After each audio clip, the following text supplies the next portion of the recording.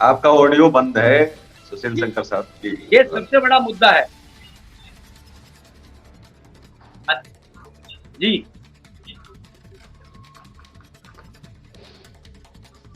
हाँ जी केशव जी। जी आवाज आ रही है। हेलो। हाँ जी हाँ जी। केशव जी आपसे हम ये पूछना चाहते हैं कि सर ये पोर्नोग्राफी जो है 42 देशों में बैन है, हमारे भारत देश में क्यों नहीं, यानी हमारे भारत में क्यों नहीं इसको बैन किया गया? देखिए, भारत में जब केशव भी जी। कोई काम होता है तो उसका विरोधाभास करने के लिए लोग उतर आते हैं सड़कों पर।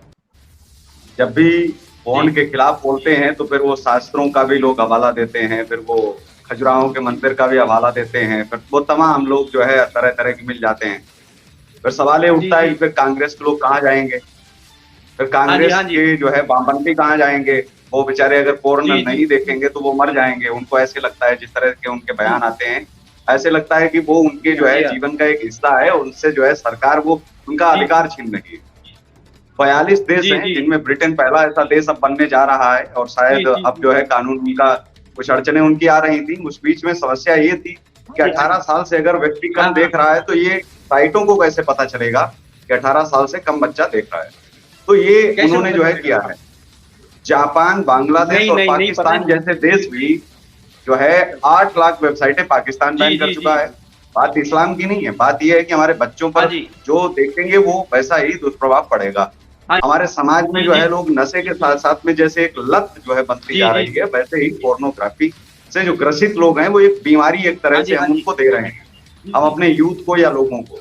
और जी भारत जी का हाल तो ये है कि भारत जी जी 2020 में तीसरे नंबर पर था, लेकिन अगर वर्तमान की बात की जाए तो मैं कहता हूं कि नंबर वन दुनिया में जो है फोन देखने के हाँ मामले जी में हाँ जी हाँ जी साफ तौर पर देखा जा सकता है।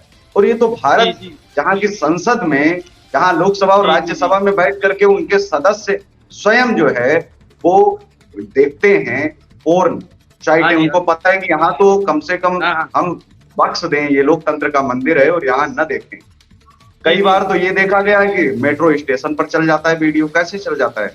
मतलब वीडियो है, हम साइड कोई और देख रहे हैं, बेटी के जी साथ जी बैठे जी हैं, जी माँ के साथ बैठे हैं। कई बार तो ऐसा हुआ कि जी जी जी छात्र जी जी छात्र छात्राओं को पढ़ाते हुए अध्यापक पढ़ा रहा था और बीच में वो विज्ञापन शुरू हो जी गया। जी जी तो अश्लीलता इतनी बढ़ती जा रही है कि इस मामले जी में जी जी राजकुंद्रा जैसे लोग जब पकड़े हाँ जाते हाँ हैं तो फिर वो अश्लीलता फिर जी जी धीरे जी धीरे आगे नग्नता और इस तरह से परोसा जाता है। लेकिन मेरा ये मानना है जी कि इस जी देश में, बांग्लादेश में 20, बांग्लादेश छोड़िए, मैं बड़ी आपको कमाल की चीज बताता हूँ। श्रीलंका, हाँ जहां बोलते हैं कि बड़ा जुड़ा है भारत से, जो है अलग नहीं है, और अपने जो है रामायण जी जी जी का जो है कहीं ना कहीं वो एक अभिन्न अंग है कि भगवान राम वहां गए। जी जी उस देश में जी जी पोर्न बनाना, बेचना, देखना के लिए 20 साल की सजा का प्रावधान है जी जी श्रीलंका में, जी लेकिन भारत में नहीं है। हाँ हाँ ये सबसे बड़ी चीज है कि नहीं, जो 42 देश हैं उनमें जापान भी आता है। जापान में अगर बैन है तो क्यों बैन है? नहीं, भारत में ज्यादा बुद्धिजीवी रहते हैं, लेकिन जापान में जो है वो कम बुद्धिजीवी रहते हैं, जी उनको बुद्धि नहीं है। जहां नागासाकी जी जी हिरोशिमा बर्बाद होने के बाद में जो है उसके बावजूद वो उठ करके खड़े हो जाते हैं, तो जापान जैसे देश में जी बुद्धिजीवी नहीं रहते हैं। अगर आप जी जी वामपंथी और कांग्रेस की अगर विचारधारा सुनेंगे तो। जी, नपेंद्र जी इसको आप कैसे देखते हैं? अगर मान लीजिए कि इंडिया में इसको बैन नहीं किया जाता है भारतवर्ष में, तो इस पे सबसे ज्यादा अफेक्ट होता है छोटे बच्चों पे। यहाँ तक आजकल ये देखा गया है कि सारे जितने भी व्यास लोग हैं, बड़े लोग हैं, वो भी देखते हैं porn sites. Porn site ban होने के बाद भी इतनी ज्यादा पॉपुलर हो गई है, जैसे कि कोई चीज पॉपुलर हो जाती है उसके साइड इफेक्ट बहुत होते हैं। तो नपेंद्र जी आप कैसे देखते हैं इसको?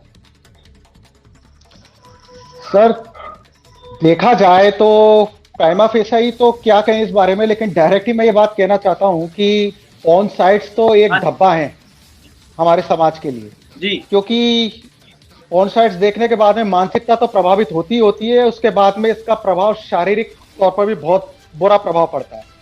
अब मैं आपको उत्तराखंड जी जी राज्य की 2018 की एक घटना के बारे में बता रहा हूं कि जिसमें कि 2018 में एक स्कूल में इंडिपेंडेंस डे की तैयारी के दौरान एक 16 साल की लड़की से जी जी उसी जी स्कूल के 4 लड़कों ने रेप कमिट किया था। और जब जी इन्वेस्टिगेशन हुआ और इन्वेस्टिगेशन के बाद में उन चारों में से एक लड़के ने यह एडमिट किया, स्वीकार किया था कि उसने पहले पॉर्न मूवी देखी थी और उसके बाद में उनके मन में ये विचार आया कि हम ये गलत काम करते हैं। जी तो देखने की बात यह है कि पॉर्न साइट्स जी का जी अस्तित्व अभी भी बना रहना और उन पॉर्न साइट्स को देखने के बाद में कितना गलत प्रभाव आज के बच्चों के ऊपर पड़ रहा है। अब हम आते हैं इस बारे में बात करते हैं कि भारत में पॉर्न देखना लीगल है या इलीगल है, और अगर लीगल जी है तो वो किस लेवल तक लीगल जी है। जी इसके लिए हमें मदद लेनी होगी सुप्रीम कोर्ट के जी हाँ। ऑब्जर्वेशन की, और बाद में ये हमारे व्यक्तिगत विचार हो सकते हैं कि हम इस ऑब्जर्वेशन से सहमत कहां तक हैं या कहां तक नहीं है, ठीक है। लेकिन सुप्रीम कोर्ट ने 2012 में जी ऐसी एक पीआईएल पर ये आदेश दिए थे कि यदि कोई पॉर्न मूवी अपनी पर्सनल प्राइवेसी में अपने रूम तक सीमित होकर देखता है तो ऐसी स्थिति में यह इलीगल नहीं है और ये लीगल मानी जाएगी। लेकिन इसमें एक कंडीशन ये रहेगी कि यदि आप चाइल्ड पोर्नोग्राफी देखते हैं या महिला से रिलेटेड रेप के वीडियोस देखते हैं या वॉयलेटिव वीडियोस देखते हैं तो ऐसी स्थिति में एक क्लियर कट इलीगल माना जाएगा और ऑफेंसिव एक्ट होगा। ये सुप्रीम कोर्ट का ऑब्जर्वेशन था उस टाइम पर। तो और इसके नपेंद्र अलावा जी, इंडिया इस में offensive को बताएगा जी कौन? इसको पता कैसे चलेगा उसने बंद कमरे में क्या देखा? जी बंद कमरे में वो कुछ भी देखे, एज पर सुप्रीम कोर्ट बताइए। ऑब्जर्वेशन इट इज लीगल, ठीक है सर। उसने क्या देखा क्या नहीं देखा, उसने वो अपनी प्राइवेसी में देख रहा है तो वो लीगल है, ठीक है। यदि वो इसी चीज को पब्लिकली देखता है, ठीक है सर, जी पब्लिक में प्रकाशित करता है, वायरल करता है, जी हाँ या औरों को दिखाने के लिए जिद करता है, औरों को मजबूर करता है कि आप भी ये चीज देखो, तो ये चीजें अलग अलग ऑफेंसेस में, अलग अलग सेक्शंस में उसके ऑफेंसिव एक्ट को शो करेंगी और उसे ऑफेंडर बनाएंगी। भारत में पॉर्न बनाना, प्रकाशित करना, इलेक्ट्रॉनिक माध्यम से उनको वायरल करना, या पॉर्न को आप अपने पास में स्टोर करके रखते हैं, ये सारी चीजें इलीगल हैं, बैन है, टोटली बैन है। और इनसे परे जाकर यदि कोई काम करता है तो वो ऑफेंडर कहलाएगा, ऑफेंसिव एक्ट करेगा। अब मैं आपको एक बात और बता देता हूं कि भारत पूरी दुनिया में तीसरा देश है जहां पे कि सबसे ज्यादा पॉर्न मूवीज देखी जाती हैं। और 2018 के इस इंसिडेंट के बाद में उत्तराखंड हाईकोर्ट ने डायरेक्शंस भी दिए थे सेंट्रल गवर्नमेंट को कि इन वेबसाइट्स को बैन किया जाना चाहिए। केंद्र सरकार ने तकरीबन 850 वेबसाइट्स को बैन भी किया, पर टोटली बैन करने में केंद्र सरकार भी इसलिए असमर्थ है क्योंकि यदि कोई व्यक्ति इंडियन सर्वर से अगर, सुनिए, हेलो हेलो, हाँ मेरी आवाज आ रही है सर? हाँ बोलिए, हाँ बोलिए बोलिए, आवाज आ रही है? हाँ आ रही है। हाँ 2018 में हाँ आ रही है सर, बोलिए। ने 60, हाँ मैं बोल रहा हूं सर, 2018 में उत्तराखंड हाईकोर्ट ने 850 वेबसाइट्स जो हैं, पॉर्न वेबसाइट्स हैं, उनको बैन करने के डायरेक्शन दिए थे और उनको बैन कर भी दिया गया था। लेकिन केंद्र सरकार का इसमें यह भी कहना था, हाँ बैन कर दिया था, लेकिन टोटली बैन ये अब तक नहीं हो पाई है। और इसमें अनेबल, असमर्थ केंद्र सरकार इसलिए भी है क्योंकि यदि कोई पॉर्न साइट्स देखना भी चाहता है तो ऐसी स्थिति में यदि वो इंडियन सर्वर से ना देखना चाहे तो वीपीएन सर्वर से, यानी कि विदेशी सर्वर के जरिए वो पॉर्न साइट देख लेता है, देख सकता है। तो इस पर टोटली बैन लगाया जाना तो केंद्र सरकार ने भी एडमिट किया कि ये नामुमकिन है, असंभव है। पर देखा जाए तो ये व्यक्तिगत मानसिकता पे भी बहुत डिपेंड करता है कि वो गलत आदत की तरफ अग्रसित ही क्यों हो, जाए ही क्यों जब ये चीज गलत है, जो कि उसकी मानसिक स्थिति को भी प्रभावित कर रही है और साथ ही साथ उसकी शारीरिक स्थिति को भी प्रभावित कर रही है। पॉर्न साइट तो टोटली बैन नहीं हो सकती है इंडिया में, क्योंकि हमारे राजनेता भी बहुत देखते हैं, अपने जो जाते हैं विवाह में बैठ के वहां बहुत देखते हैं। राजनेताओं अगर देख रहे हैं तो बैन कैसे होगा? केशव जी आप कैसे देखते हैं इसको? केशव जी आप कैसे देखते हैं कि राजनेता के लिए ये बैन नहीं किया जा रहा है पॉर्न साइट्स को? भारत में सबसे पहले तो जब भी कोई कानून बनाया जाता है तो उसमें ये उम्मीद की जाती है कि जो बड़े लोग हैं वो कैसे निकल सकते हैं इन कानूनों से, तो उनमें छेद ज्यादा कर दिए जाते हैं। तो ये सबसे बड़ी चीज है कि अन्य देशों में ऐसा नहीं है। वहाँ कानून उन्होंने बनाया तो ऐसे बनाते हैं कि इस कानून का कोई तोड़ ना हो। यहाँ कानून बनाते हैं तो वो ये कहते हैं कि इसमें कितने और तोड़ हो सकते हैं, कानून का कानून भी बन जाए और कोई कुछ बने भी नहीं। मतलब हाँ ना, जैसे हम देश के अंदर देखें तो बहुत सारे कानून ऐसे बनाए गए जिनका कोई मतलब नहीं है। नाम तो कानून है लेकिन उसके अंदर इतने छेद हैं कि जैसे आप छलनी में पानी डालोगे तो रुकेगा नहीं उसके अंदर, उम्मीद ही नहीं कर सकते हो, एक छेद में ही नहीं रुकता है वो, वहां तो 72 छेद हैं। तो यहाँ के जो कानून बनते हैं, जो आज भी बनते आ रहे हैं, उनमें इतने छेद हैं कि संभावनाएं की तो बात आप छोड़ जाइए, संभावनाएं संभावनाएं हैं। एक नौसिखिया सागर वकील जो है जाकर के खड़ा हो जाए तो सुप्रीम कोर्ट के जज की बोलती बंद कर देगा, ऐसे ऐसे कानून हैं और उनको करना पड़ेगा वो सामने। तो बात ये आती है कि नौसिखिया जो पहले दिन से जिसने कभी कोई ट्रेनिंग न ली हो, न कहीं प्रशिक्षण लिया हो, कहीं कुछ न किया हो, और वो जाकर के सुप्रीम कोर्ट के जज की बोलती कैसे बंद कर पा रहा है? क्यों? कानून में इतने छेद हैं कि जज साहब ही अब चुप हैं, मौन है। वो कहते हैं ठीक है, ये लिखा है तो हमको तो इसी के आधार पर काम करना पड़ेगा। तो अब समस्या ये आती है कि भारत के अंदर हम उम्मीद ही क्यों करते हैं? हम तो ये कह रहे हैं कि जिस चीज से नुकसान है वो उसको बंद कर दो ना। समर्थन में लोग नहीं आते हैं, जैसे बिहार में शराब बैन हुई तो उसके समर्थन में लोग नहीं उतरे, और फिर समर्थन में है भी नहीं भाजपा। उनसे कोई ऐसा नहीं है कि भाजपा ने भी अपने 1-2 राज्यों में बैन किया होता, उन्होंने कहा कि नहीं इस वाले त्योहार पर मत पीना। ये तो वही वाली बात हो गई कि हमारे यहाँ जो है वो मैंने पहले भी आपको दिया था कि 4 प्रकार के शाकाहारी पाए जाते हैं जी। एक वो जो अंडे खाते हैं लेकिन मांस खाने वालों से बहुत घृणा करते हैं, ठीक है, शुद्ध शाकाहारी है।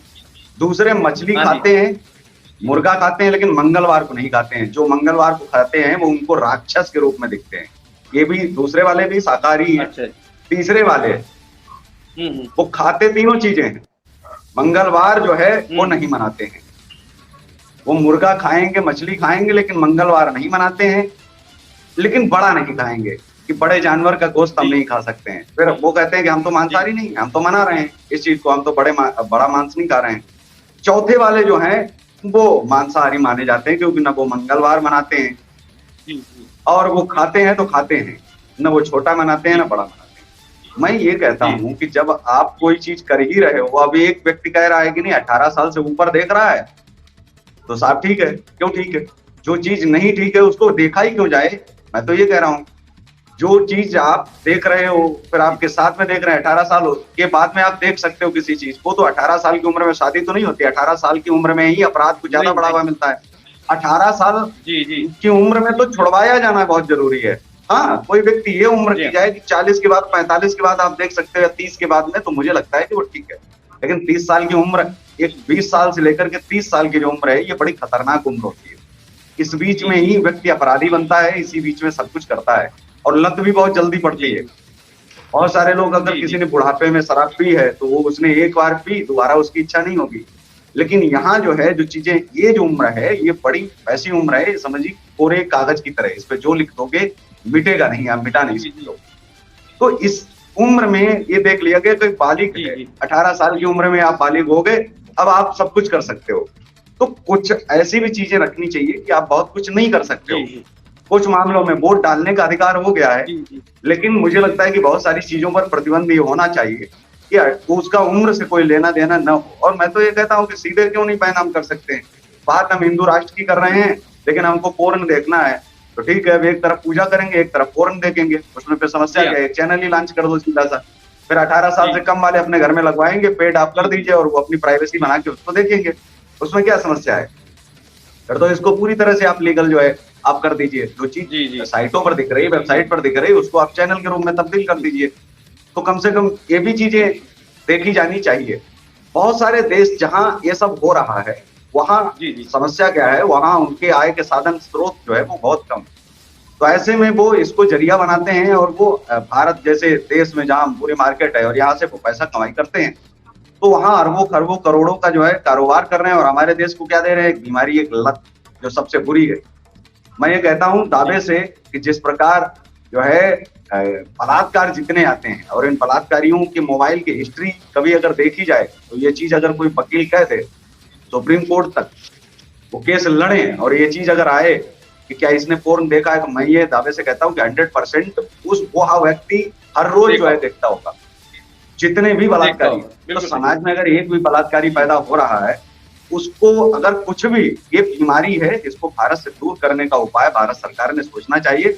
कुछ फैसले ऐसे लो कि 370 जैसे हों, आपका इतिहास में नाम दर्ज हो जाए, और कानून ऐसा बनाओ कि कोई आने वाली सरकार भी हटा न पाए ऐसा कानून आप बनाओ, ऐसी चीज आप बना के जाओ जिसको हटाया ही नहीं जा सकता हो, जिसको आप जो है ये कहें कि अगर दुनिया के किसी एक अंतिम देश तक कोई ऐसा रहेगा जहां बैन है, तब तक भारत में ये चीज बैन रहेगी, बात खत्म। तो मेरा अपना मानना है जी। तो देखा ये गया है कि जो हमारे वर्किंग आवर्स हैं, जो भी हमारे वर्किंग आवर है 10 से 5 या 10 से 6, उसमें देखा गया है कि जितने भी वर्किंग इंसान हैं वो 40% अपना टाइम प्रॉन फिल्म देखने में ही लगाते हैं, काम करने के बाद 40%। और सबसे ज्यादा जो है ये प्रॉन देखते हैं मेल्स, जिनका जो रेशियो है वो है 97.5%। ऐसा नहीं है विमेंस नहीं देखती हैं, विमेंस भी देखती हैं। विमेंस का जो रेशियो है वो है 60.2%। ये बहुत ज्यादा रेशियो है विमेंस का भी देखने का। तो हमारे ब्रजेश जी आप ये बताएं कि आपने तो पूरे इंडिया में, आप सोल्जर रह चुके हैं, पूरे इंडिया में आपने काम किया है, आपकी इस पे क्या प्रतिक्रिया है ब्रजेश जी? देखिए सर, मैं एक ब्रजेश छोटी जी? सी बात कहना चाहता हूँ जी। Can you hear me sir? हाँ बोलिए बोलिए। हाँ, देखिए सर, बोलिए बोलिए। जैसी संगत, बिल्कुल सर, जैसी संगत वैसी रंगत। आपने एक शब्द बोला कि बिल्कुल सर, मैं 20 इयर्स मैंने एयरफोर्स में बिताए हैं, मैं एक सोल्जर रहा हूँ। तो हमारी नींव कोई सी काम की, हमको सोल्जर बाद में बोला गया, पहले हमारी ट्रेनिंग करवाई गई थी। तो ट्रेनिंग के एक मापदंड थे, उस ट्रेनिंग के अनुसार हमें ये काम करना। और किसी भी काम का, फौज में किसी भी काम के लिए जो टफेस्ट, सबसे कठिन जो पीरियड होता है दैट इज ट्रेनिंग। तो हमारी ट्रेनिंग ही इतनी टफ थी कि हमें काम ही वही करना है और हमें सारे काम आसानी से करने, ये सारी चीजें हमें पता लग गया था। सेम चीज अगर मैं यहाँ पर इस बात के लिए हम बात करें तो देखिए सर, जो पोर्नोग्राफी के बारे में जो बात चली है, तो इसमें दो चीजें आती हैं सर, जैसी संगत वैसी रंगत। एक तो हम जो है सुबह शाम मंदिर वगैरह में या हमारे सांस्कृतिक कार्यों में, संस्कृति से संबंधित कार्यों में कितना हम समय दे पाते हैं अपने फैमिली के लिए, वहां से एक प्रभाव पड़ता है। और दूसरी बात, जहां तक वकील साहब ने बताया कि सुप्रीम कोर्ट ने यह आदेश दिया, आई डू अंडरस्टैंड, लेकिन जब तक इस आदेश को एक कानून का जामा नहीं पहनाया जाता है, तब तक वो आदेश पूरी तरह से पालन हो पाता है, इसमें संशय होता है। और कानून बनाने की पावर हमारे पास में दो संस्थाओं के पास में है, या तो संसद के पास या आपकी विधानसभा के पास। अब वो बात आती है कि संसद में जो सांसद बैठते हैं और विधानसभा में जो विधायक बैठते हैं, उनको जब हम वोट डालते हैं तो हम उनसे क्या उम्मीद करते हैं? भारत में एक मैंने चीज जो देखी है, हम उनसे उम्मीद करते हैं कि हमें फ्री राशन दे देगा, हमें बिजली दे देंगे, हमें पानी फ्री देंगे।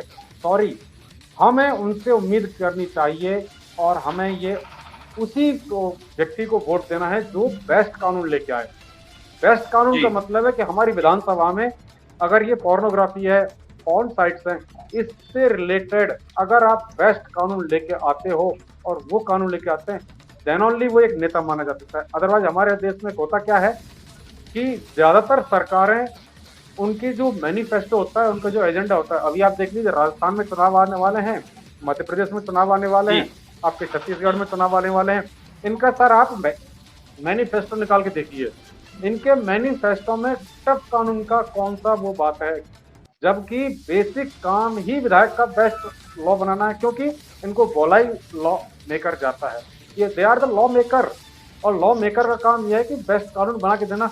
नाली, बिजली, पानी, ये तो एग्जीक्यूटिव काम है ना, इसके लिए तो कलेक्टर बैठे हुए हैं जिले में पूरा प्रशासन देखने के लिए। आप उनको एक लॉ बना के दे दीजिए चीजों का, लेकिन उस काम को करने की बजाय वो क्या है कि जो माइक्रो मैनेजमेंट, एक ग्राम पंचायत को लेवल का जो मैनेजमेंट होता है, हमारे विधायकगण उसमें इन्वॉल्व ज्यादा होते हैं। साहब ने नाली खुदवा दी, साहब ने जो है यहाँ पर ये टुकड़ा सड़क का डलवा दिया। सॉरी, आपका काम है विधानसभा में बैठ के टॉप लेवल का लॉ बनाना, एक just, fair, reasonable and exemplary law बनाना, एक ऐसा उदाहरण प्रस्तुत करना कि हमारे बेस्ट कानून है, उस कानून के अनुसार आपको नियम बना दिए और भैया आपको सजा इतनी है तो इतनी ही होगी। ये नहीं कि कोई प्रभावशाली व्यक्ति हो गया तो उसके लिए कानून ही बदल दिया गया। तो इस प्रकार की जो चीजें होती है वहां से आती है सर।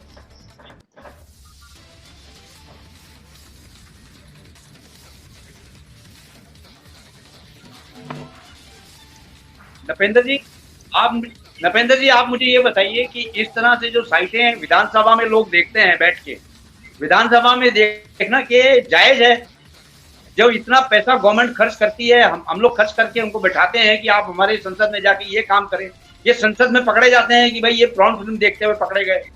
ऐसे कई केसेस आ चुके हैं। ये जायज है इनके देखना वहां पे?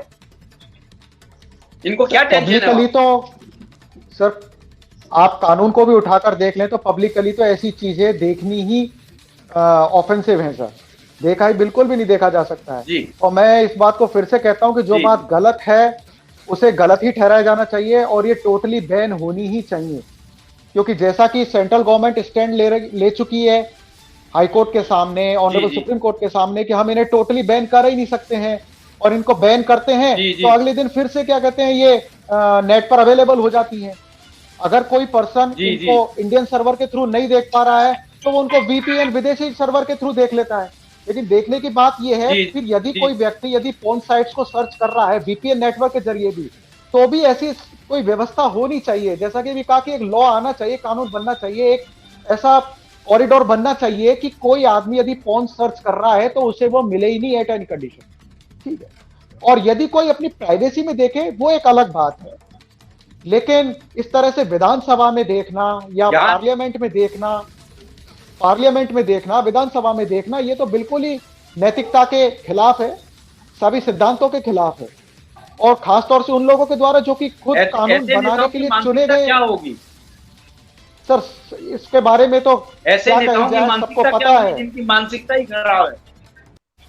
बिल्कुल उनकी मानसिकता के बारे में कहने के लिए तो शब्द ही नहीं है। अपने आप क्या कहते हैं, उनकी मानसिकता दर्शित होती है सबके सामने कि जो आदमी जहां कानून बना जाता है, कानून के मंदिर में, वहां पर इस तरह के कृत्य कर रहे हैं, वो लोग वहां पे जाके किस क्वालिटी को रखते हैं, कैसी योग्यता रखते हैं, और क्या वो ऐसा कानून बना पाएंगे जो कि खुद ही इस तरह के गलत कृत्यों में लिप्त हैं। ऐसे लोगों से आशा करी भी नहीं जा सकती है, यदि कोई ऐसा कृत्य करते हुए पकड़ा भी जाता है तो। जी। केशव जी, स्कूल कॉलेजेस में क्या प्रॉन साइट्स को देखते हुए कई लोग पकड़े गए थे? बच्चे हैं ये लोग, आप क्यों स्कूल कॉलेजेस में आजकल लोग लेके जाते हैं, अपने मोबाइल्स लेके जाते हैं, वहां पे टीचर कोई चीज कहती है डालने के लिए, सपोज उन्होंने कहा डालिए, आप कोई चीज डालिए, वहां पे प्रोडक्ट को डालते हैं, एक स्पेलिंग का इधर उधर हो जाने से वो प्रॉन साइट खुल जाती है, बच्चा उस प्रॉन साइट को देखने लगता है, टीचर को पता नहीं चलता है, लोगों को पता नहीं चलता है, और उस पे ही वो डीपली चला जाता है। क्या ये स्कूल कॉलेजेस में मोबाइल को बंद कर देना चाहिए? मैं आज की ही घटना बता रहा हूँ। प्रयागराज में क्या हुआ कि एक छेड़छाड़ हुई जी, प्रयागराज में एक छेड़छाड़ होती है और उसके बाद उसका विरोध करता है अपनी बहन का 16 साल का सत्यम शर्मा। नाम इसलिए लेना जरूरी है क्योंकि नाम बहुत जरूरी होते हैं।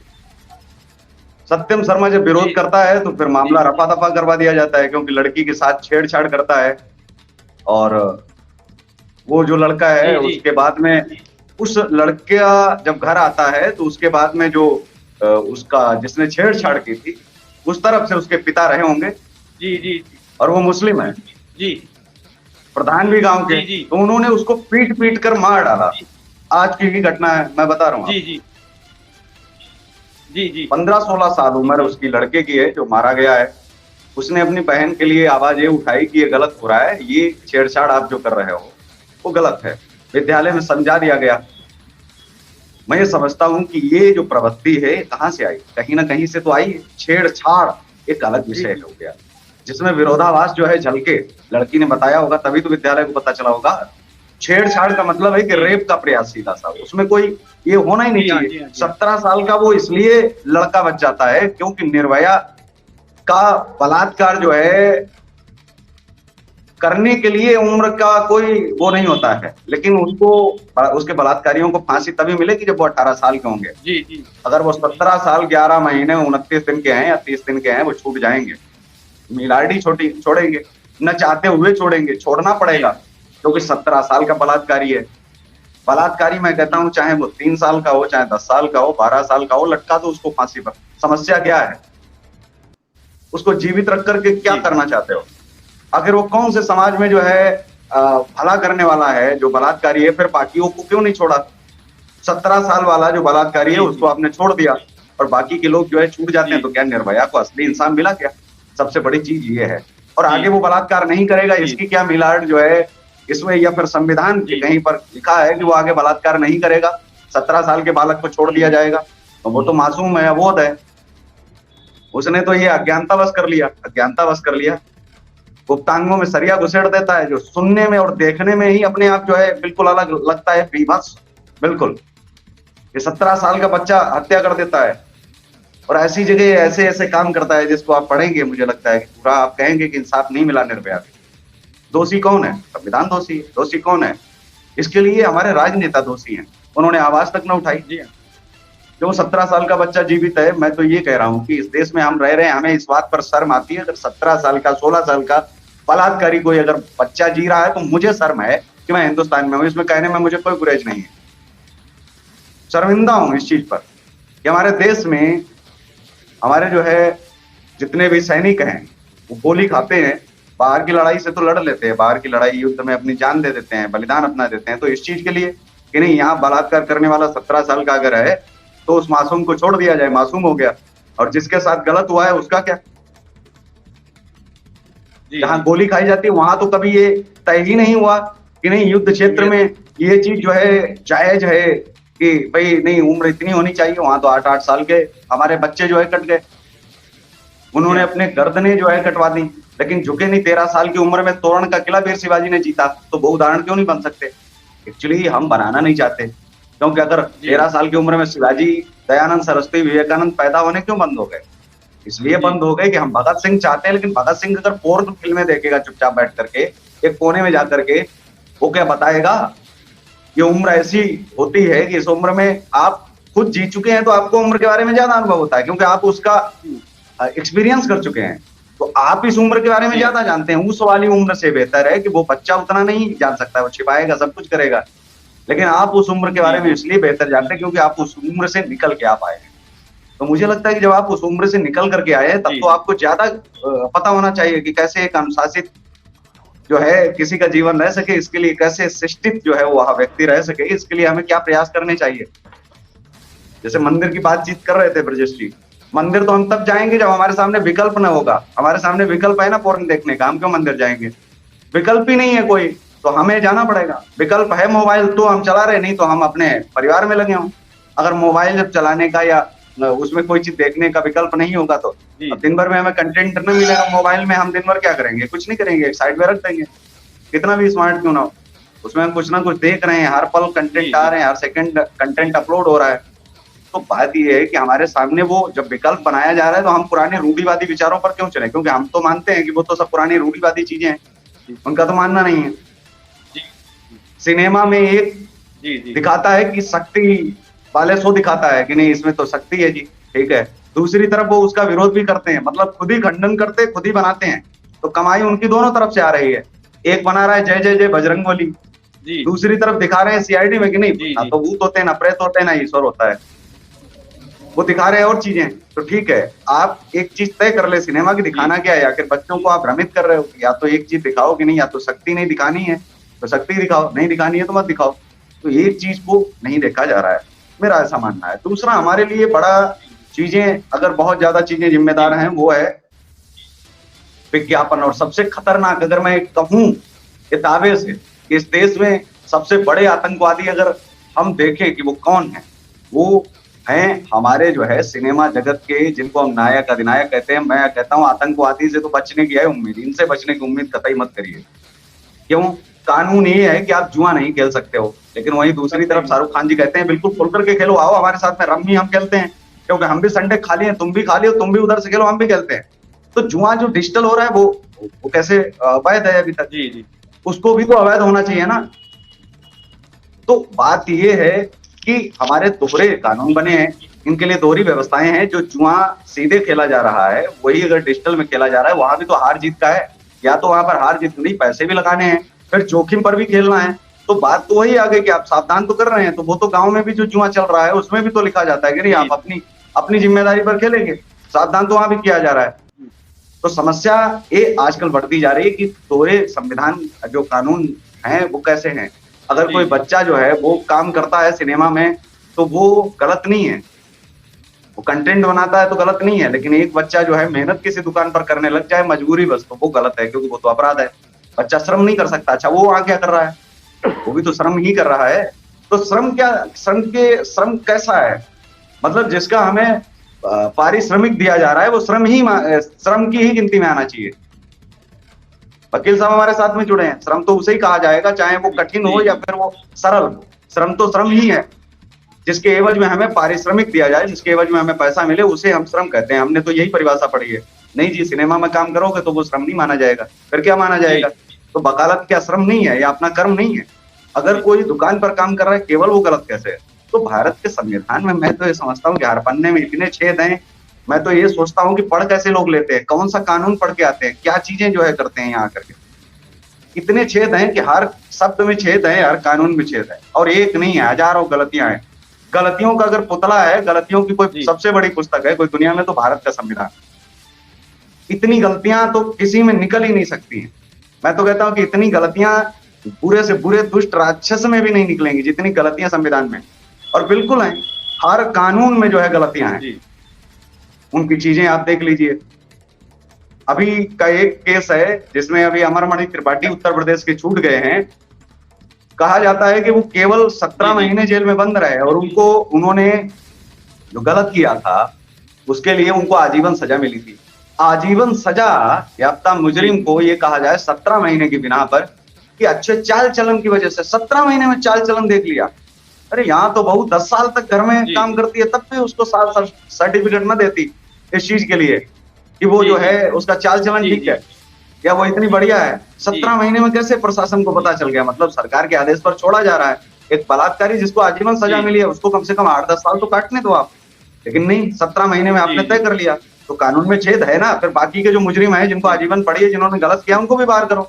उनके क्या अच्छे चाल चलन नहीं दिखते क्या सरकार को? अमरवाणी त्रिपाठी में इतनी दिलचस्पी काहे के लिए, या फिर अन्य लोगों में काहे के लिए दिलचस्पी इतनी है? जो गलत है वो गलत है ना, उसका विरोध क्यों करना? जिसको सजा मिल गई उसको जेल में रहने दो, 15-20 साल बाद तय कर लेना कि निकालना है कि नहीं, कम से कम कुछ तो काटने दो। 17 महीने क्या होते हैं मालूम नहीं चलते हैं। एक माफिया के लिए, एक डॉन के लिए 17 महीने जेल में मजे से कट गए, उसको तो मालूम ही नहीं। वो तो उसके लिए केवल एक टूर पैकेज जैसा था। जी नपेंद्र जी अभी एक ये न्यूज आई थी कि एक न्यूली वेड अपने, अभी आपने एक वर्ड बोला था कि बंद कमरे में अगर कोई प्राइवेसी से देखता है तो ये जायज है।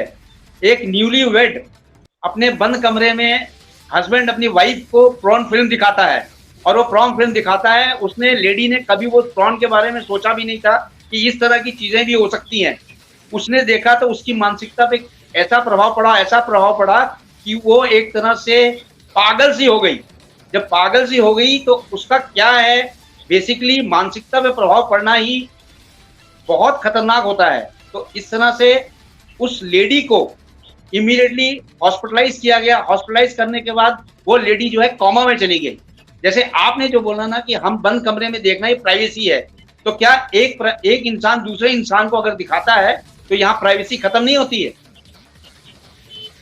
नपेंद्र जी सर, मैं जैसा कि मैंने बताया था प्राइवेसी वाली बात को, पर्सनली जो मैंने बताया वो ऑब्जर्वेशन है ऑनरेबल सुप्रीम कोर्ट का कि कोई व्यक्ति अकेला यदि कुछ करना चाहता है तो उसकी व्यक्तिगत स्वतंत्रता तक सीमित है, वो कुछ भी करे, ठीक है। लेकिन जो केस आप बता रहे हैं उसमें उसने अपनी मिसेस को जबरदस्ती दिखाई, और आज के जो जितने भी कानून है, चाहे आईटी एक्ट से रिलेटेड ले लीजिए, आईपीसी के ले लीजिए या पॉक्सो एक्ट के ले लीजिए, इनमें यदि हम किसी के साथ में जबरदस्ती करके उसे मूवी दिखाते हैं, गलत साहित्य पढ़ाते हैं, अश्लील साहित्य पढ़ाते हैं, या फिर इसके अलावा उसको जबरदस्ती मूवी दिखाते हैं या उसकी मूवी बनाते हैं, जोर जबरदस्ती करके यदि कोई काम तो वो क्लियर कट ऑफेंस है। यहाँ पर प्राइवेसी का सवाल पैदा ही नहीं होता है। यदि वो हस्बैंड खुद अकेला देख रहा है तो वो उसकी नपेंद्र जी आपकी बात से मैं सहमत हूँ, लेकिन हाँ बोलिए सर, बोलिए नपेंद्र जी, बोलिए। वहीं तक सीमित, हाँ सर, आपकी स्वतंत्रता या उस हस्बैंड की स्वतंत्रता वहीं तक सीमित थी जहां तक कि उसकी मिसेज की शुरू होती है।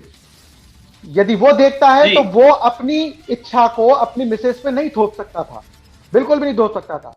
और अब इन कानूनों का लूप होल ही है, ये कानूनों की कमी ही है कि हमारे जितने भी कानून बने हैं वो सिर्फ यही कहते हैं कि यदि आपने ऐसा कोई भी एक्ट किया है वो पब्लिकली नहीं होना चाहिए, किसी के साथ जोर जबरदस्ती से किया हुआ नहीं होना चाहिए। ऐसी कोई चीज आपने स्टोर नहीं करी हो, ऐसी कोई चीज आपने बना ली है तो उसको आप वायरल नहीं करें, प्रकाशित नहीं करें, किसी और को पढ़ाए नहीं, दिखाए नहीं। सिर्फ कानून यहीं तक सीमित है। लेकिन मैं फिर कह रहा हूं, जो चीज गलत है वो गलत ही है। आज आप या मैं पॉर्न मूवी देखते हैं तो देखने के बाद हम यही चाहेंगे कि हमारा बच्चा नहीं देखे, तो आप ये सब कैसे एक्सपेक्टेशन कर सकते हैं? हमारी संस्कृति ने कभी नहीं सिखाया कि हम किसी गलत चीज को फॉलो करें। ये गलत है तो गलत है, और इसको बिल्कुल भी तवज्जो नहीं दी जानी चाहिए। नपेंद्र जी, किसी चीज का एडिक्शन भी बहुत गलत होता है, दवाई का एडिक्शन भी बहुत गलत होता है, प्रॉन साइट का एडिक्शन भी बहुत गलत होता है। प्रॉन साइट का एडिक्शन लीड करता है सेक्सुअल इंसेंसिटिविटी पे, और सेक्सुअल डिपेंडेंसी जो होती है बहुत बुरी होती है, जिससे कि उसके दिमाग में बहुत सारी खुराफातें दौड़ती हैं। और सेक्सुअल इंटरेक्शन में जो इंटरेक्शन होता है वो सबसे ज्यादा खतरनाक माना गया है, ड्रग इंटरेक्शन से भी खतरनाक है ये। सर आप, मैं या सुप्रीम कोर्ट या कोई भी हो या हमारी पार्लियामेंट, सर मैं यही कहना चाह रहा हूं कि चाहे सुप्रीम कोर्ट हो, चाहे हाई कोर्ट हो, चाहे आप में हो, चाहे कोई आम नागरिक हो, सभी ये जानते हैं कि ये कितनी गलत व्यवस्था है ये पॉर्न साइट्स की, जो कि समाज में आज प्रचलित हो चुकी है। लेकिन इसके बारे में कड़े कदम उठाना बहुत ज्यादा जरूरी है सर। मेरा कहना बार बार यही है कि यदि आपको इतनी स्वतंत्रता दे दी गई है कि यदि आप अपने कमरे में तक सीमित रहकर आप पॉर्न मूवीज देख सकते हैं, तो मैं ये मानता हूं कि यदि आप गलत मान रहे हैं इसको, तो इसका फिर अप्रोच बिल्कुल खत्म होना चाहिए। यदि अभी हम चाहते हैं कि ये बिल्कुल खत्म हो, तो इसकी अप्रोच बिल्कुल खत्म हो जानी चाहिए, जिससे कि बच्चों के हाथ में आई ही नहीं ये चीज। लेकिन इसके लिए वास्तव में जैसा कि केंद्र सरकार स्टैंड ले चुकी है कि हम तो बिल्कुल ही असमर्थ हैं, हम आज चाहे 1000 साइट्स बैन कर दें, कल अगले दिन विदेशी सर्वर से क्या कहते हैं फिर से अपलोड हो जाती है नई नई साइट्स। तो कुछ तो तोड़ होगा इसका। आखिर विदेशी सर्वर आपके इंडिया में कैसे अप्रोच कर जाता है, कुछ तो आपको कदम उठाने पड़ेंगे जी। इस पॉइंट ऑफ व्यू से सोचना बहुत जरूरी है, बहुत ज्यादा जरूरी है। ब्रजेश जी आप बताएं, आपने ये देखा होगा कि छोटे छोटे बच्चे जब स्कूल कॉलेज कोरोना काल में छोटे बच्चों को जब ऑनलाइन पढ़ाई जाती थी, तो ऑनलाइन पढ़ते पढ़ते बच्चों की साइटें कुछ से कुछ खुल जाती थी। बच्चे अपना ऑनलाइन पढ़ाई छोड़ के उसी साइट में घुस जाते थे, जिसका सबसे बड़ा ड्रॉबैक ये हुआ है कि आज हर बच्चा 17 साल 12 साल के बाद या 6 साल के बाद वो अपनी माँ से मांगता है मोबाइल, और मोबाइल का प्रचलन इतना ज्यादा हो गया है छोटे बच्चों में, बगैर मोबाइल को लिए हाथ में वो खाना नहीं खाते हैं। सबसे बड़ी जो समस्या ये हुई है कि साइट्स पे प्रॉन साइट्स देखने की ये हमारे टीनेजर्स में बहुत ज्यादा है। बड़े लोगों में तो थी पहले, लेकिन टीनेजर्स में इस समय बहुत ज्यादा हो चुकी है, जिससे कि टीनेजर्स अपने पूरे भटकाव की तरफ चले गए हैं। और इतनी भटकाव की तरफ चले गए हैं, पढ़ाई लिखाई तो एक तरफ और दूसरा कंप्लीट क्राइम की तरफ बढ़ रहे हैं। तो इसको कैसे रोका जाएगा? आप सोल्जर हैं, आप बताएं। देखिए सर, कि जब कोई भी आविष्कार होता है, कोई भी हम जब इन्वेंशन करते हैं, आग का आविष्कार भी हुआ था आज से 5000 साल पहले जब सभ्यता का विकास हुआ था। तो किसी भी जो आविष्कृत जो चीजें होती है, इन्वेंटेड जो चीजें होती है, उनके बारे में एक कहावत होती है, this is a good servant but bad master. जैसे हमारी बिजली है, एक गुड सर्वेंट है बट ए बैड मास्टर है, इसका अगर हम मिसयूज करेंगे तो। सिमिलरली कोरोना काल में जो मोबाइल थे, ये जो हमारी टेक्नोलॉजी थी, इसके माध्यम से उम्मीद ये की गई थी कि बच्चे जो हैं उनकी स्टडी में व्यवधान नहीं होगा, उनकी पढ़ाई में बाधा नहीं होगी। इसलिए ऑनलाइन क्लासों के कुछ हद तक ये प्रयास किया गया था, टेक्स्ट बुक से जुड़े रहें लोग, अपने अध्ययन सामग्री स्टडी मटेरियल से जुड़े रहें। लेकिन अब जो बात आती है, आपने बताया कि अचानक से ही माइग्रेट हो जाते हैं उन साइट्स पे जो VPN के थ्रू खुलती हैं। अब इसके लिए मैं थोड़ी सी एक एग्जांपल देना चाहूंगा सर। मैं 2 साल पीछे जाऊंगा, ये 2021 की बात है। एक मैटर आया था, दिल्ली हाई कोर्ट में गया मैटर, फिर वो सुप्रीम कोर्ट में भी, और ये मैटर था 3 बड़ी सोशल मीडिया साइट है हमारे यहाँ पर, फेसबुक, आपका व्हाट्सएप और यूट्यूब। ये सब 3 बड़ी सोशल मीडिया साइट्स है सर। इसमें क्या हुआ, सुप्रीम कोर्ट और हाई कोर्ट ने ये आदेश दिया था कि भाई आपका कोई मॉनिटरिंग सिस्टम होना चाहिए, इन साइट्स को मॉनिटर करने का हमारे पास में तो सिस्टम होना चाहिए। तो इन सोशल मीडिया के मालिकों ने छाती ठोक के कि हम जो है लोगों की प्राइवेसी उजागर नहीं कर सकते, मतलब सरकारी सिस्टम को ये उनके लोगों की प्राइवेसी नहीं दे सकते। तो सरकार ने कड़े कानून बनाए थे और जी, जी। बोला था कि इनकी एक रेगुलेटरी बॉडी होगी इंडिया में, और ये सोशल मीडिया कंपल्सरली उनको रिपोर्ट करेंगे हर महीने, और कोई भी अनयूजुअल रिपोर्ट होगी तो हमारी पुलिस के पास में पावर होगी कि वो तुरंत उसकी जांच कर सकें। सिमिलरली जैसा कि सर ने बताया, नृपेंद्र जी ने, कि नहीं कर सकते, मानता हूँ इस बात को, लेकिन जब सोशल मीडिया के लिए किया जाता है तो कौन साइड सोशल मीडिया के ही पार्ट हैं, उन पर भी ये चीजें बराबर तौर पर लागू होती हैं। 2021 की गाइडलाइन है भारत सरकार की है। तो अगर सरकार चाहे, अपने लेवल पर चाहे, तो उसके जो हर इसमें स्टेट में इसके लिए एक रेगुलेटरी बॉडी है, इसके लिए जिम्मेदारी तय की गई है सोशल मीडिया साइट्स की। तो उन पर अगर लगाम लगाई जाए सरकार की तरफ से तो सारी चीजें हो सकती हैं। जी, जी। केशव जी, इसको आप कैसे देखते हैं कि 42 देशों में तो बंद कर दिया, जबकि 42 देशों में बंद करने के बाद जापान देखिए कहां से कहां पहुंच गया और कितना तरक्की कर गया। हमारे भारतवर्ष में ऐसा क्यों नहीं हो रहा है? इसके पीछे एक बहुत, हाँ बताइए सर। केशव हमारे जी मित्र सिंसिनवाल जी ने जैसा कहा कि बीपीएन के माध्यम से भी देखा जा सकता है, बिल्कुल सही बात है। लेकिन मेरा ये मानना है कि बीपीएन के बारे में बहुत कम लोग जानते हैं, पहली चीज तो ये है। दूसरा, दुनिया में 10 देश ऐसे भी हैं कि जहां बीपीएन सर्वर भी बंद है, जहां बीपीएन जो है वो बाकायदा बीपीएन ही बंद है। बीपीएन सर्वर का इस्तेमाल करना जो है वो कानूनन जुर्म है, वहां है ही नहीं, बंद कर रखा है। जी। बीपीएन के माध्यम से जो चीज बैन है उसको अगर देखा जा सकता है तो फिर बहुत सारी ऐसी भी चीजें देखी जा सकती हैं बीपीएन के माध्यम से जिसको हमारी राष्ट्रीय सुरक्षा को भी खतरा हो सकता है। अगर सरकार को यही नहीं पता है कि हम क्या देख रहे हैं तो कल को हम ऐसी चीजें साझा कर लेंगे दुश्मन देशों से जिससे हमारी राष्ट्रीय सुरक्षा और चीजों को जो है बड़ा खतरा जो है उससे, क्या लगता नहीं आप? और भारत सरकार ने बिल्कुल कहा है 2021 में कि हम तो इसको बैन करने जा रहे हैं बीपीएन सर्वर को। तो बीपीएन सर्वर तो एक समस्या है जिसको उन्हें पता है कि समय के साथ अगर हमने न बंद किया तो बांग्लादेश में सबसे ज्यादा जो है बीपीएन का गलत इस्तेमाल हुआ, उसमें घुसपैठिए भी आए और तमाम ऐसी बातें हुई, ऐसी चीजें हुई। राष्ट्रीय सुरक्षा को सबसे बड़ा खतरा बीपीएन है, कौन साइड तो आप छोड़ जाइए। राष्ट्रीय सुरक्षा का सबसे बड़ा दुश्मन बीपीएन है, इसको तो बहुत पहले बैन कर देना चाहिए था। ये भारत में कैसे इसने एंट्री ले ली, यही प्रश्न है। लेकिन फिर बीपीएन से जुड़े हुए लोग, जो वही वाली बात आती है जैसा सेंसिनवार साहब ने कहा कि जिनको आदत पड़ी हुई है, जिनकी लत है, वो तो कहीं ना कहीं तो जाएंगे, ठीक है। तो अब ये चीज है कि उनके लिए बीपीएन को वो पब्लिक में ऐसे बताते हैं कि नहीं बीपीएन बंद हो गया तो एक अधिकार छीन लिया गया हमारा। अच्छा, जब नहीं था तो कौन सा तुम्हारा अधिकार था? मतलब जो चीज पैदा हो वो तुम्हारा अधिकार हो गया। अब परमाणु बम भी तुम्हारे घर में लाकर रख दिया जाए तो वो तुम्हारा अधिकार है कि नहीं? ये तो आम आदमी की इच्छा हुई तो चलाएगा। ये कौन सा अधिकार है? कुछ अधिकार तो ऐसे हैं कि जब बीपीएन पैदा नहीं हुआ था तो अधिकार नहीं था और जैसे ही पैदा हुआ वैसे आपका अधिकार हो गया। कुछ चीजें जिनमें राष्ट्रीय सुरक्षा का अगर मसला हो तो मुझे लगता है वो चीज बंद कर देनी चाहिए। तो भारत ही नहीं, दुनिया भर में 10 देश ऐसे हैं जहां बीपीएन बंद है। हाँ, तो अब भारत में भी बैन करने की जो है गृह मंत्रालय ने कहा था 2021 में कि हम इसको बैन करेंगे, और हालांकि शायद आने वाले समय में बैन भी हो जाए, तो ये कोई समस्या बड़ी नहीं है, इसको हटाया जा सकता है। सबसे बड़ी चीज है कि 8 लाख साइटें अगर पाकिस्तान बैन कर सकता है और बीपीएन भी, समस्या करने की इच्छा शक्ति अगर हो तो समस्या बड़ी नहीं है।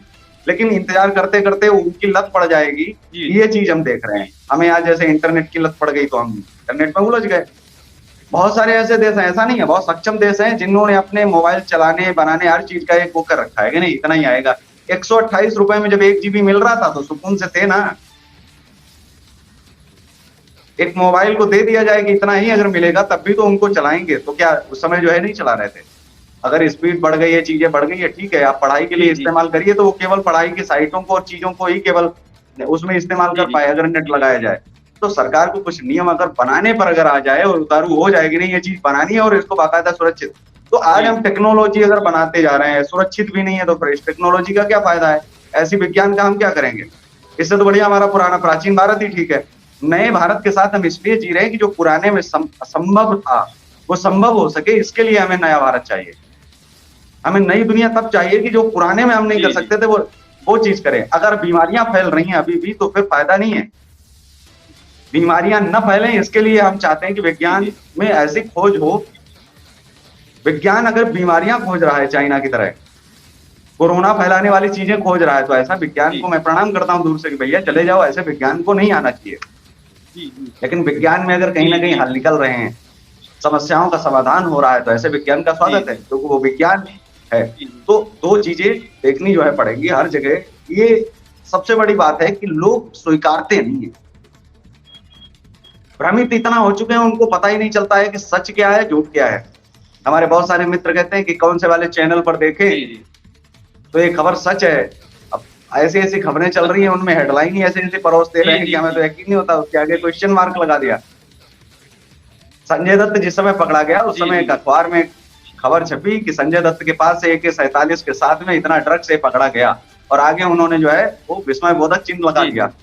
उसके दोस्त ने हेडलाइन पढ़ी लेकिन वो चिन्ह नहीं जी, जी। पढ़ा, उसको इतना व्याकरण का ज्ञान नहीं था, और उसने वो हेडलाइन पढ़ी, उसने दोस्ती तोड़ी और वो अमेरिका निकल गया। जी, उसने कहा जी। ऐसे व्यक्ति के साथ क्या रहे। लेकिन उस मूवी में दिखाया जाता है कि ठीक 15-20 सालों के बाद जब वो जी। दोस्त आता है और उसको ये ज्ञात होता है कि नहीं, ये तो जो एलिगेशन लगाए थे ये गलत थे। खबर छपी थी सही थी, लेकिन उसमें हमने वो जो चिन्ह न देखा, वो हमने गलती कर दी। वो क्यों नहीं देखा, उसके बारे में पता होना जरूरी है कि ये चिन्ह क्यों लगाया गया। उसने बाकी तो पढ़ लिया, उसको ये यकीन हो गया कि ये जी। चीज हुई है। जी, जी। तो ये सबसे बड़ी बात है कि आपको उसके बारे में ज्ञान है और फिर भ्रमित किया जा रहा है। ऐसे में आपको भ्रमित होने से बचना है, आपको भ्रमित नहीं होना है, भ्रम से ही बचना है। ये जो माया जाल है वो बहुत ज्यादा होता जा रहा है। पहले दुनिया कम मायावी थी, अब ज्यादा होती जा रही है। तो आज ये देखना पड़ेगा कि अगर हम उसी चीज के खिलाफ हो जाएं, सड़कों पर आ जाएं, तो 100% वो चीज बैन हो। निजी मामला, निजी अधिकार, कुछ चीजों को लेकर के अगर हम लड़ते रहेंगे कि नहीं ये अधिकार होने चाहिए, वो अधिकार हैं, तो जब नहीं था तब अधिकार नहीं था, तब कैसे देखते थे, तब तो कुछ नहीं था। तो आज बन गया तो आप अधिकार समझ लेते हो। हर चीज पर अधिकार क्यों, आखिर क्यों चाहता है आदमी कि नहीं हमारा अधिकार होना चाहिए। आपकी अपनी जिंदगी में खाने का आपका राइट्स है, ठीक है, अच्छी बात है, आपके पीने के राइट्स हैं, ठीक है, लेकिन आप हर चीज को अपना अधिकार तो नहीं समझ सकते ना। जी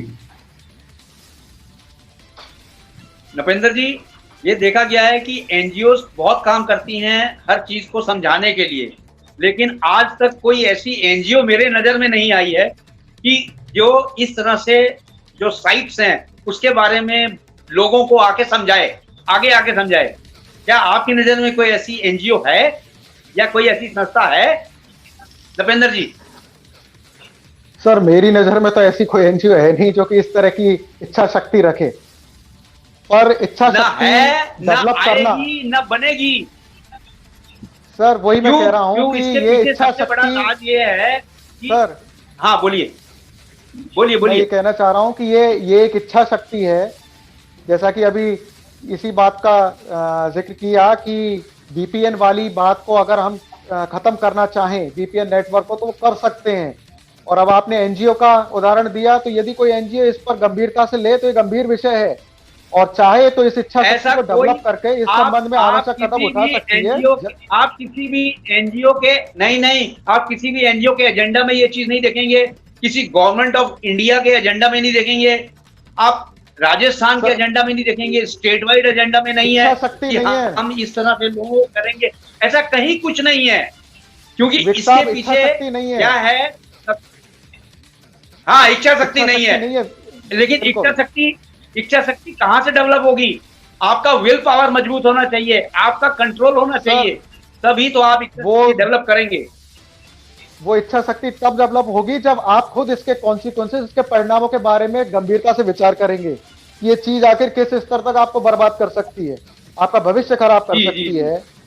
ठीक है, मैंने अभी उदाहरण दिया कि अगर आप और हम फोन देखते हैं तो हम नहीं चाहते कि हमारा बच्चा देखे। ये कैसे हो सकता है? कल को वो भी देखेगा, तो हमें इन कॉन्सिक्वेंसेस को समझना पड़ेगा, इनके परिणामों को तो समझना पड़ेगा, तभी इच्छा शक्ति डेवलप होगी।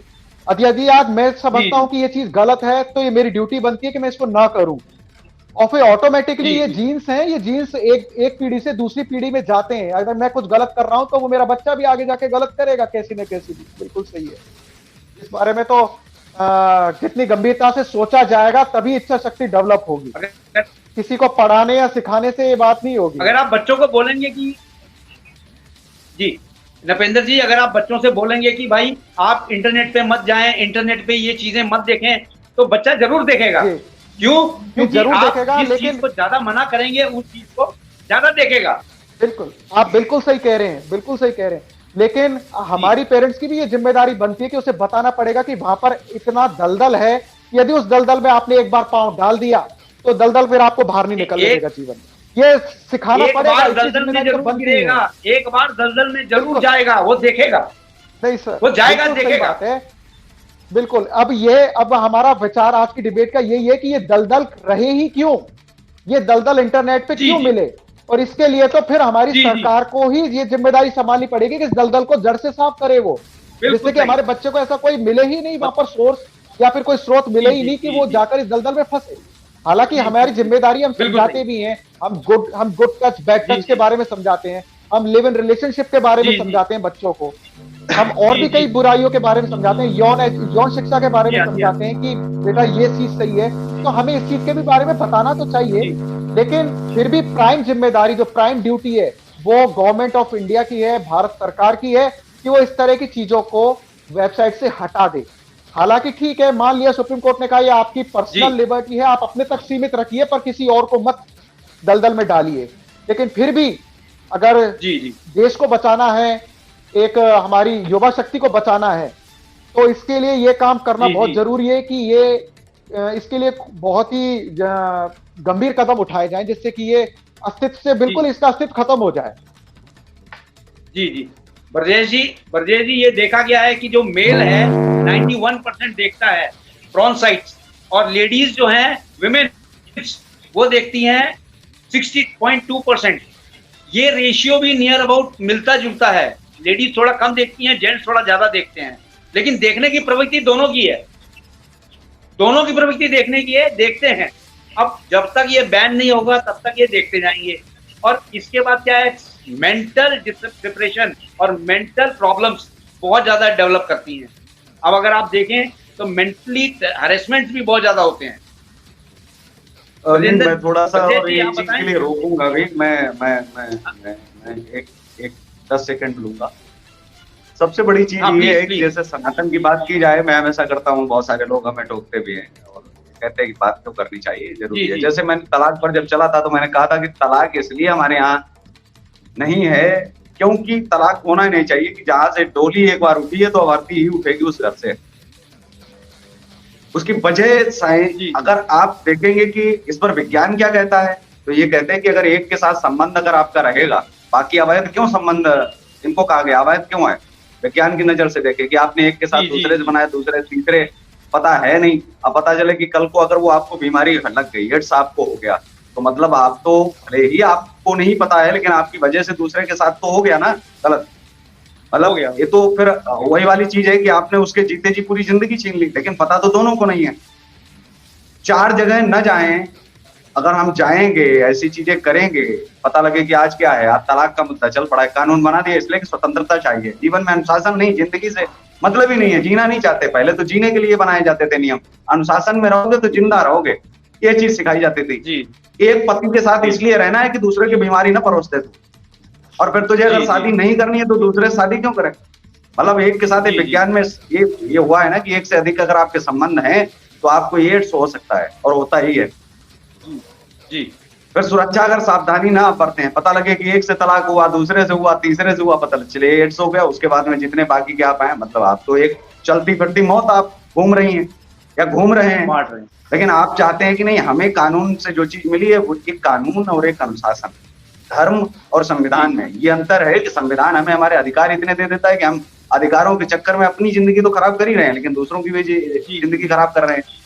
अनुशासन में रहना है तो अनुशासन में रहना है। जैसे फौज से हैं हमारे ब्रजेश साहब, उनको एक ही भाषा सिखाई जाती है कि नहीं, दुश्मन को मारना है, पीछे नहीं हटना है, गोली लगेगी तो भी पीछे नहीं आप हटोगे। अब उस समय तो कितना दर्द हो रहा होगा, तो क्या दर्द याद करें?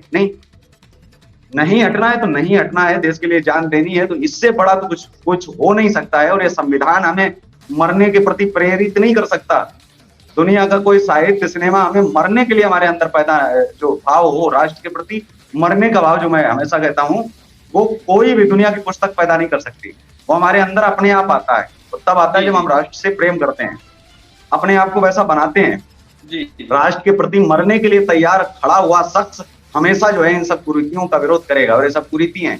जो अधिकार के नाम पर जो चीजें मांगी जा रही हैं वो सब बिल्कुल अवैध है। ओशो कहते थे कि नहीं आप तो नंगे घूमो, तो ओशो की विचारधारा में ये नहीं था कि अगर एड्स हो जाएगा वो तो चलती फिरती मौतें बना रहे हैं। समाज में पैदा क्या करना चाह रहे हो, आप कर क्या रहे हो? क्यों ये नियम बनाए गए कि नहीं शादी होनी चाहिए? एड्स जो है जानवरों में तो नहीं होता, तो जानवरों में नियम नहीं है। वो कहते हैं कि नहीं नंगे पैदा हुए तो ये वजह होनी चाहिए। तो सबसे बड़ी चीज ये हमारी है कि आज जब चीजें देखी जा रही हैं और बहुत सी ऐसी चीजें देखी जा रही हैं, बोला जाता है कि एक के अलावा आप दूसरे से ना करना, वहां तो असुरक्षित जो है यौन संबंध जो है जो बनाए जाते हैं पोर्न साइटों पर, अगर वो चीज देख करके और जो नई नई चीजें जो है उनमें है अगर वो देखते हैं, इन अतरंगी बलों को देखेंगे तो अतरंग मन में आएगा, जाहिर सी बात है अश्लीलता मन में भी बढ़ेगी। आप अतरंगी चीजों को देखेंगे तो ये अतरंगी सतरंगी जो चीजें हैं वो कंप्लीट बैन कर दी जाए तो बढ़िया है। एक ही निदान है इसका कि ये खतरनाक है, परमाणु बम जो है वो खतरनाक है तो है, उसको सही समय से सही जगह पहुंचा दो तो बढ़िया है। खिलवाड़ न करो, उसको घर में मत रखो, ये इंतजार मत करो कि बारूद के ढेर पर बैठ करके आप सिगरेट पिएंगे लेकिन बारूद से आपका कुछ नहीं होगा, क्योंकि आप तो सावधानी पूर्वक पी रहे हैं। आपको पता है हम तो ग्लास लेकर के बैठे हैं, पानी लेकर के भी बैठे हैं, लेकिन ये नहीं पता कि कब कण कौन सा चला जाए। आप देख रहे हैं जैसा सिनसिनवार साहब ने कहा, हम देख रहे हैं लेकिन हम उम्मीद ये करते हैं हमारे बच्चे ना देखें। जब पता है कि हम देख रहे हैं तो बच्चे क्यों नहीं देखेंगे? उस चीज से हम बिल्कुल छुटकारा क्यों नहीं पाना चाहते, रखना क्यों चाहते हैं जीवन में जिस चीज को हमें लग रहा है कि ये बवाल है पूरा। जी सब समय इतना ही था हमारे पास। आप सब लोग को खास मेहमानों का जुड़ने से हमारे धन्यवाद। जय हिंद, जय भारत। जय हिंद।